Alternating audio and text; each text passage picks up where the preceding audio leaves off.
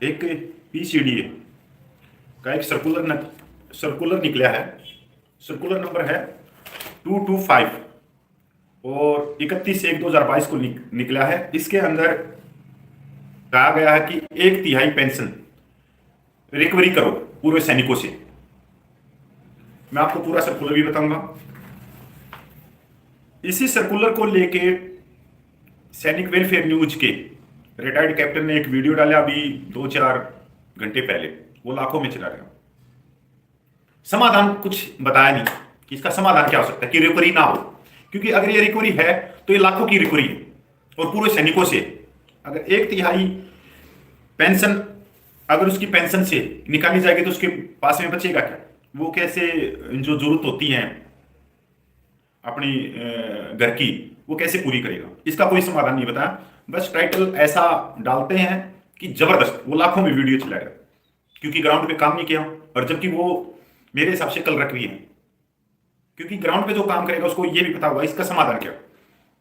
दूसरी बात, मैं इसके ऊपर बिल्कुल वीडियो नहीं लेके आना चाह रहा था कोई, क्योंकि सैनिक भाई हैं सारे हैं, उनको कितना भी ज्ञान दो झूठी खबरों में ज्यादा रहते हैं। तो एक ग्रुप है नेक्सा का, उसके अंदर पता नहीं है कितना नालायक आदमी है उसके अंदर जुड़ा हुआ है।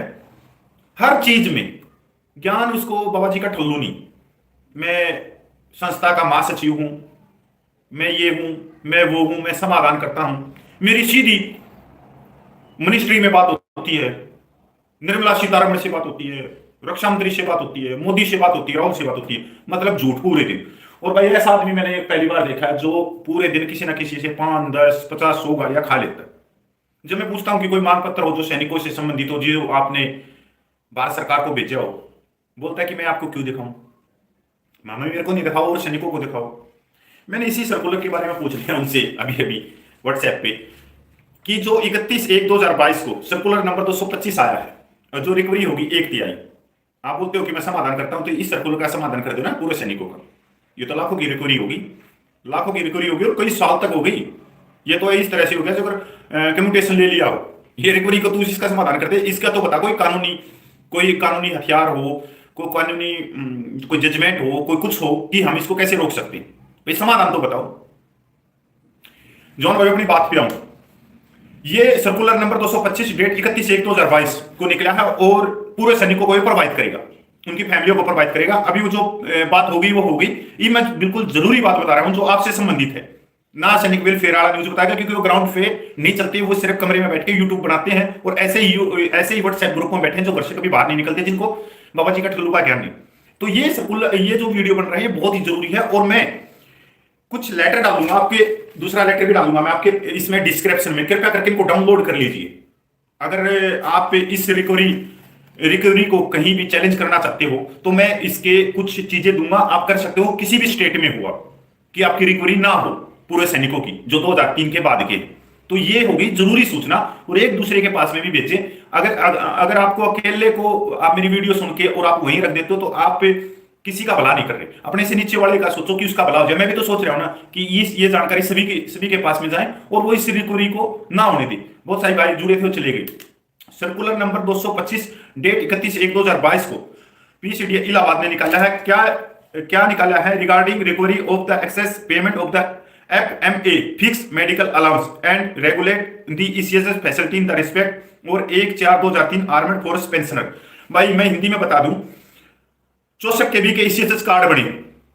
ईसीएसएस कार्ड जब बन रहे थे तो जिनके नहीं बने थे, जिनके मेडिकल भत्ता ले रहे थे पहले, जिनके कार्ड बन गए थे, तो वो अपनी पेंशन अथॉरिटी से या बैंक से या जो डीपीडीओ थे वहां से वो नॉन पेमेंट सर्टिफिकेट एक लेके आते थे और वहां पे डाउनलोड करते थे।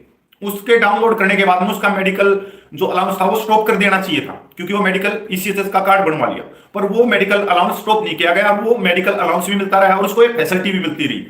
ये बाद में पकड़ में आया।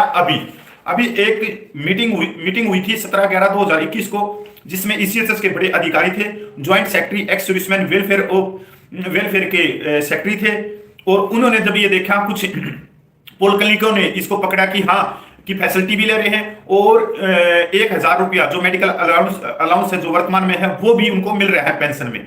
तो उन्होंने ये आदेश निकाला है और ये सभी बैंकों के लिए भी है कि जहां जो बैंक तो जो पेंशन अथॉरिटी है उनके लिए भी निकाला है, और जितने ईसीएचएस के जो रीजनल सेंटर है उनके लिए भी निकाला है कि आप संज्ञान लो और देखो कि किस किस का मेडिकल भत्ता वो चल रहा है, उसको स्टॉप करके और उसकी रिकवरी 1/3 उसकी पेंशन पे डालो, मतलब एकदम नहीं 1/3 कुछ अंश पेंशन में से वो रिकवरी हो, ये हो जाएगी लाखों की। उसके बाद में उन्होंने ये कहा कि जी फ्रेश नॉन पेमेंट सर्टिफिकेट उनको इशू कराया जाए। मेन है ये चीज कि मेडिकल अलाउंस जो मिल रहा है जिनको, उन्होंने अपना ईसीएचएस कार्ड भी बनवा लिया और मेडिकल अलाउंस भी उठा रहे, उसको स्टॉप करके और उस पर संज्ञान लिया जाए, देखा जाए, चेक किया जाए किसकी पेंशन में ये आ रहा है।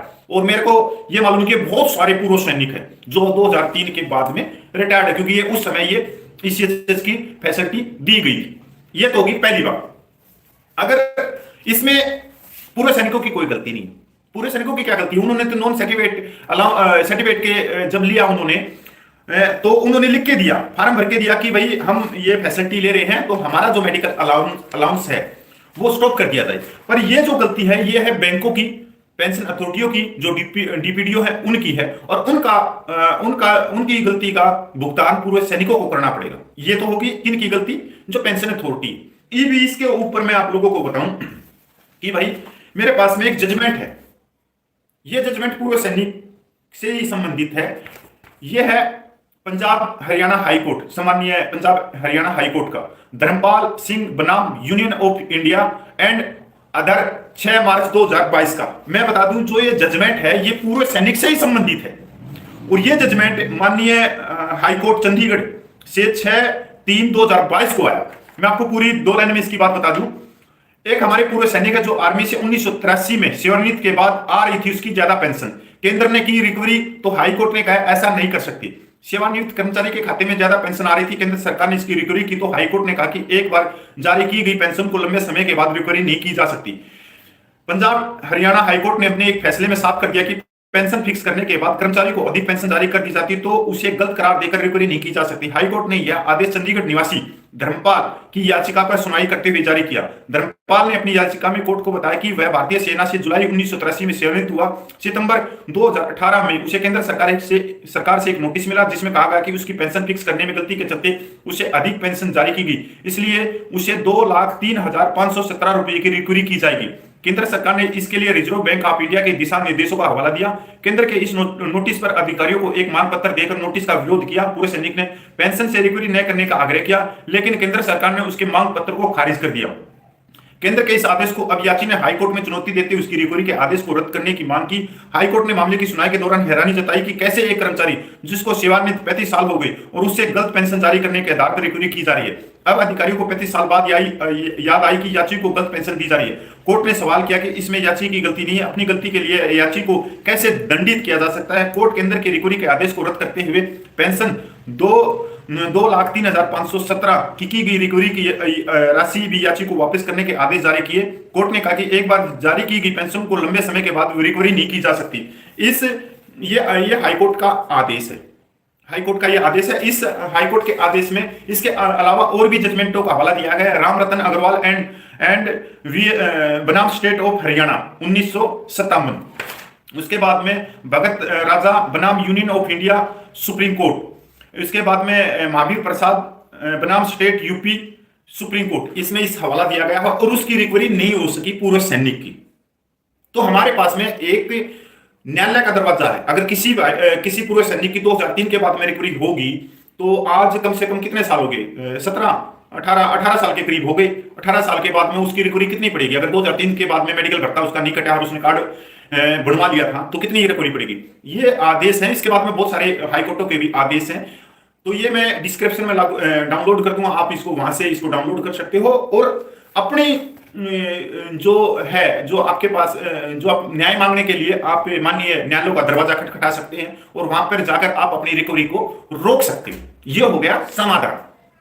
हमने मैं कोई वो नहीं हूं कि बहुत बड़ा हूं, मैं तो जो माननीय न्यायालय है उनके आदेश को आपको बता रहा हूं कि उसकी रिकवरी इस तरह से थी और इसमें मेडिकल भत्ते की है। तो रिकवरी हमने तो उनको दिया ना, जो पूरे सैनिकों उन्होंने जो अपना नॉन पेमेंट सर्टिफिकेट के लिए जो लिया, जब ईसीएचएस कार्ड बनवाए या ईसीएचएस की फैसिलिटी ली तो उस समय उन्होंने लिख के दिया, तो वो गलती थी पेंशन अथॉरिटियों की। तो उसका भुगतभोगी पूरे सैनिक क्यों बने? वो कहां से इतने सालों की पेमेंट को अगर एक तिहाई रिकवरी करने लगे तो उसके अकाउंट में कितना पैसा आएगा? कितना आएगा? उसकी जो घर के सभी जो घर के काम काज हैं, बच्चों की फीस है, जो घर के ऊपर खर्च होता है, आटा नमक हल्दी मिर्च, वो एकदम इस तरह की अगर पेंशन कम होगी तो वो उनको कहां से सहेगा? तो भाई ये है माननीय हाई कोर्ट का आदेश। आप किसी की भी सबको न्याय का अधिकार है और आप भी अपने लिए न्याय मांगने के लिए माननीय न्यायालय में जा सकते हो और दरवाजा खटखटा सकते हो। वो तो समय बताएगा कि माननीय हाईकोर्ट क्या फैसला करते हैं आपके ऊपर और आपके ऊपर। तो ये सबसे बड़ा भाई मैं तो मेरे में जितना है दिमाग मैंने तो उतनी इसकी बता दिया। दूसरी बात, जितने भाई सैनिक भाई देख रहे हैं तो एक दूसरे ग्रुप को मैं अगर आप लोग शेयर कर दोगे तो उनको भी जानकारी हो जाएगी। जैसे अभी जुड़े हुए हैं 60-70 के करीब, तो कुछ इसमें से निकल भी गए, कुछ जिन्होंने देख लिया वो शेयर नहीं करेंगे कि भाई मेरे को जानकारी होगी मैं अगले को कोई दूं। कुछ समय के बाद मैं भाई डिस्क्रिप्शन में मैं ये माननीय हाई कोर्ट चंडीगढ़ का वो भी डाल दूंगा जजमेंट, आप वहां से डाउनलोड कर सकते हो। और जय हिंद, वंदे मातरम।